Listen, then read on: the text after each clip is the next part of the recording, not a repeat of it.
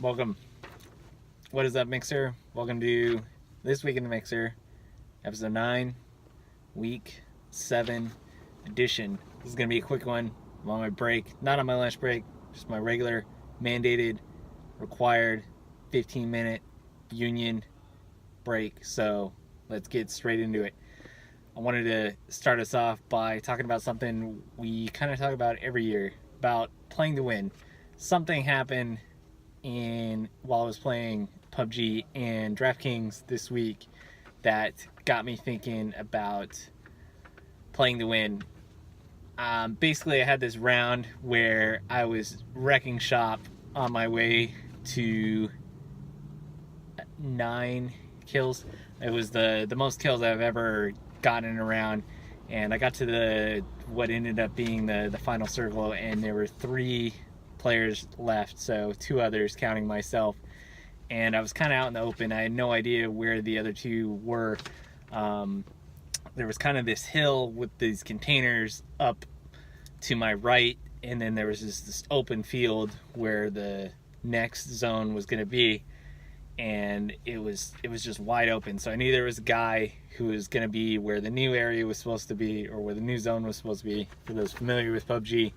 And I figured the other guy had to be up in the container where there was just like a little sliver still in the area.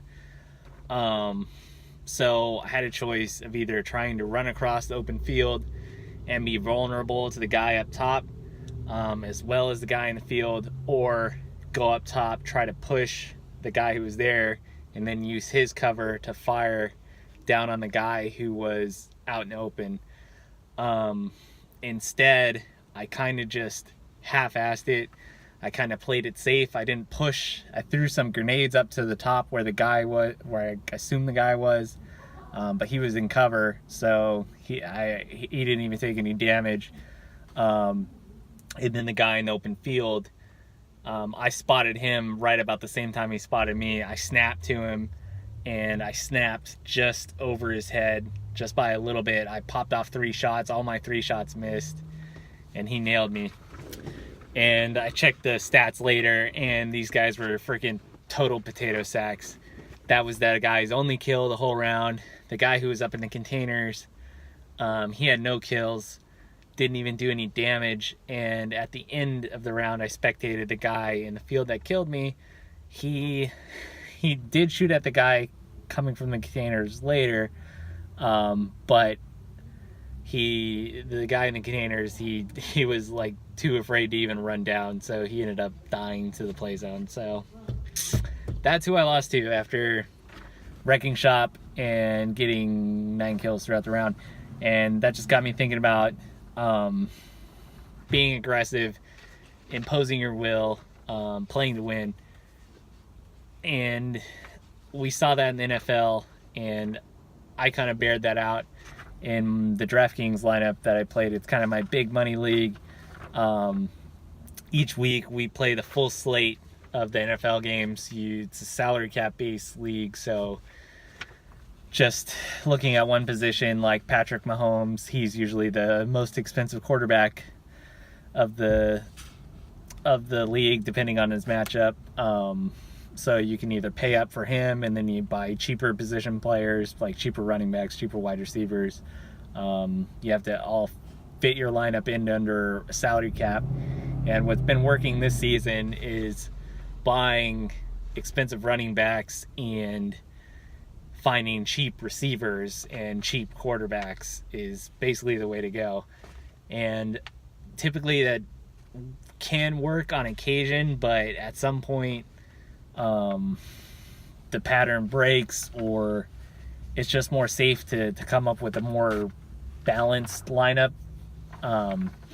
So anyway, I had a lineup with Gurley and Thielen and like some cheaper receivers who ended up doing well, but at the last second I switched it for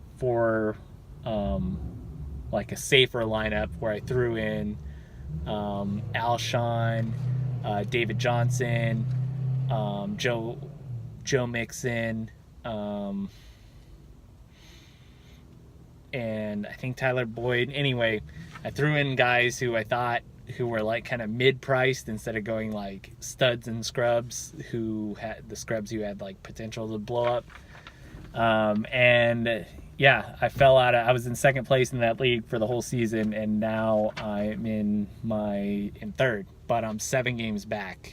It's hard to explain the way the standings are in that league, but it was a big drop off because I was a game back from first, and the top 2 spots get a bye in our playoffs, and instead I dropped like 6 games to lead spot.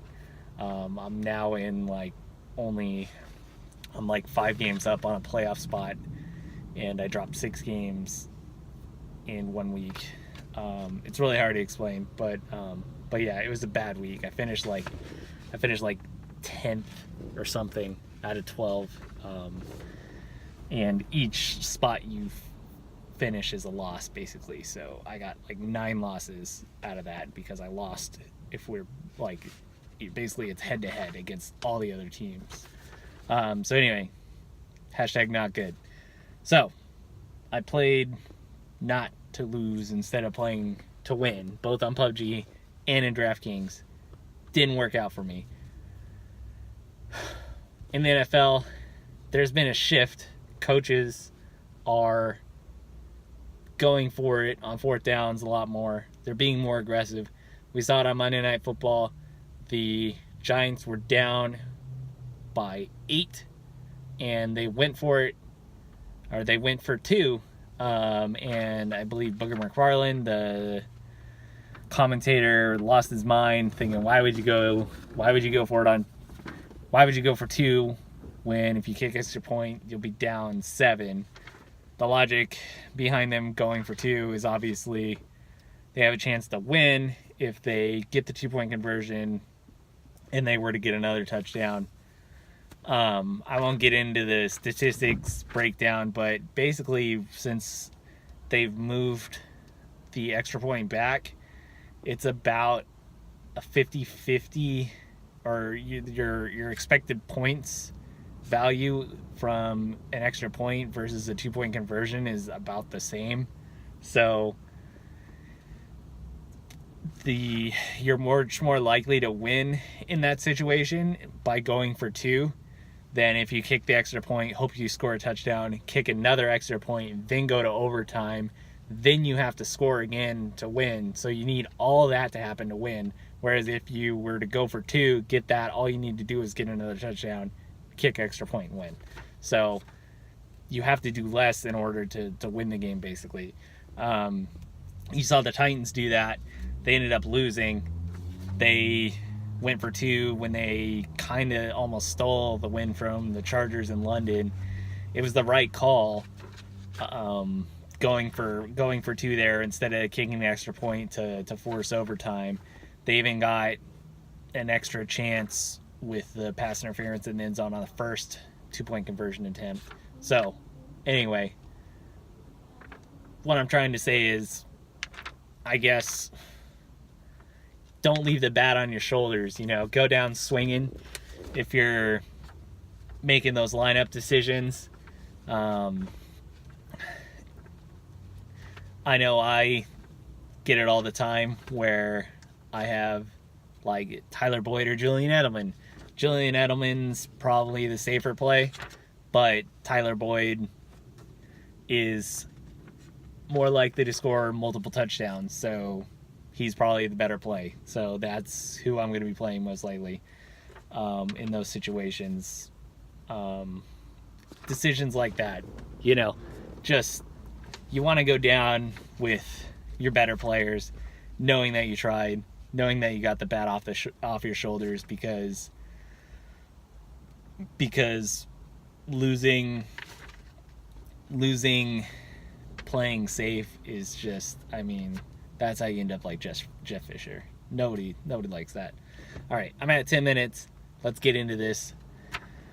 Into the weekly matchups. So we'll start it right off. Let's get this one out of the way. I can't do it. We're not going to spend too much time on this game. This game was ugly. Me versus Matt. Andy's gonna Andy. That's what this comes down to. As my Bengals trio of Mixon, Boyd, and Usama, my Tiger trio totals 22. Ow! How about that alliteration? Also, speaking of Tigers, let the LSU band play neck. If you don't know what I'm talking about, YouTube search LSU band neck. You'll thank me later. Maybe look up the story about OBJ and doing that. Maybe LSU is going to be my college football team just to troll the Bama fans and because of that song. But I really know nothing about the team besides their coach. And yeah, I don't watch that much college football. So anyway, those guys on my team, only 22 points. Not good. I was hoping Mixon and Boyd would get that each. Tariq Cohen for Matt. He's been pouring it on lately. He gave Matt a prayer heading into Monday Night Football. Matt hadn't done much until that afternoon game. So Tariq Cohen got 21 points on 8, mostly doing it through the air. He had 8 receptions for a very nice 69 yards and a touchdown, scoring 21 points. Matt went into Monday Night Football trailing 103-62. He had Eli, OBJ, and Tevin Coleman. And they did more than enough. They scored more than 70 points, or nearly 70 points. Not quite 69, though. Not a very nice score there, but close to very good. But yeah, they had some big plays. OBJ had a 50-yarder, I believe. Coleman had a 30-yard touchdown, and Eli did a lot in garbage time. I think he went over 400 or close to, maybe 399. But yeah, does more than enough to give Matt the win, keeping his title defense hopes alive. It's still early. Dropping down to 2-5 would have been bad. Instead, Matt's up to 3-4, drops me down to 4-3. And we're on to week 8. At least I am. Next up, we have Jake versus Jeff. This is a good one. Verbal meme. This sums up this matchup. So, okay, if it's a verbal meme, we're gonna try this. So it's me, and I'm Woody from Toy Story, and I'm looking astonished, like amazed. And then the scoreboard of this game is Buzz Lightyear, and it's lit up with a caption points everywhere. So for Jeff, Mahomes, he just keeps churning it, keeps doing well. He got 35 points, another 300 touchdowns, or that would have been a lot. Another 300 plus yards and 4 touchdowns. Downtown John Brown, he had a good day. He tallied 27 on 7 receptions, 134 yards, and a score. Almost had 2. He got tackled at the 1, I believe, on a play. For Jake, Kareem Hunt seems to be rounding into form with the Chiefs offense. Got 36 points on a 3-touchdown night. He's been well-rounded lately. He's been getting it done on the ground and through the air. Cam Newton clutched up late. He did terrible in the first half, as he often does. Then came back, rallied the Panthers to a surprising win. But 27 points did well for Jake there. Jake trailed 150-130 heading into Monday Night Football. He had Sterling Shepard and Austin Hooper to go. Shepard did enough to cover the 20-point spread himself. He got 5 receptions, 167 yards. Hands Jake's the dub, as Jake wins 159-150. Both teams to 3-4. Sean versus Anthony. Oh, how the turntables have. For Sean, newly acquired James White. It's doing pretty good. Another good acquisition for Sean. I feel like he traded for. I feel like I traded a player to Jeff last year, and then Jeff traded him to Sean, and he did well last year. but I could be misremembering. I can't remember who it was. But anyway, so James White, he scored 2 touchdowns, 29 points. Not missing him at all. Goff and Robert Woods get 30 points. Usually get more out of those guys. So little low output for the powerhouse Rams. Kamara as well, only 15. So you can see where Sean's point totals have dipped. Anthony Todd Gurley meets his 30-point requirement on the week. I think he scored 3 touchdowns again, even though he only rushed for like 50 yards. George Kittle had a big day, 20 points on 5 receptions, 98 yards, and a touchdown. Pour one out for Bortles, though. That might be it. He got benched. I mean, we'll see. We'll see, but is this year the Blake train ends? We'll see. We'll see. We'll see. Been rooting for him lately, but yeah. We had high hopes, and it's just not coming together the way everybody expected it to. Without Fournette there carrying the offense, he seems to be lost. We'll see how it goes. But would you believe that at one point in time, Anthony was 0-3 and Sean was 3-0?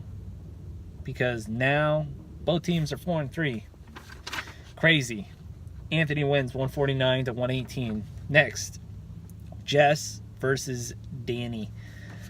For Jess, Thielen did some stuff. Again, over 100 yards and a touchdown, 27 points. Ertz did some stuff again. He'd be a wide receiver 1 if he was a wide receiver. He's a tight end. He got 23 points, 9 receptions, 138 yards, no touchdowns. She did get some low outputs from Marquise Goodwin, Keelan Cole, and Nyheim Hines. They were costly.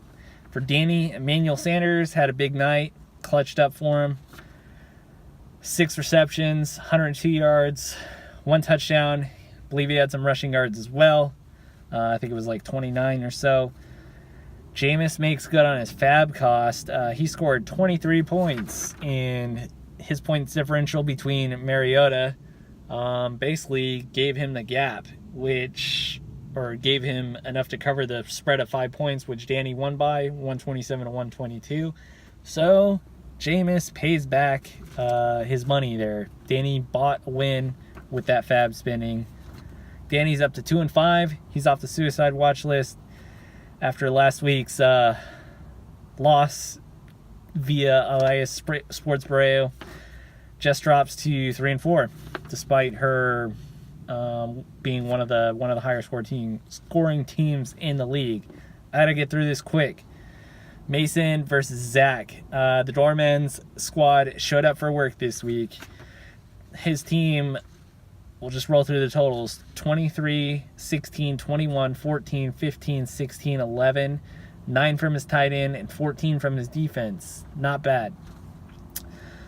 He was carried by his captain, Tom Brady. He got 23 points on a 3-touchdown day. Mason had 4 players and a low-scoring defense, total 97 points prior to the 5 players that he had on Monday Night Football, or 4 players.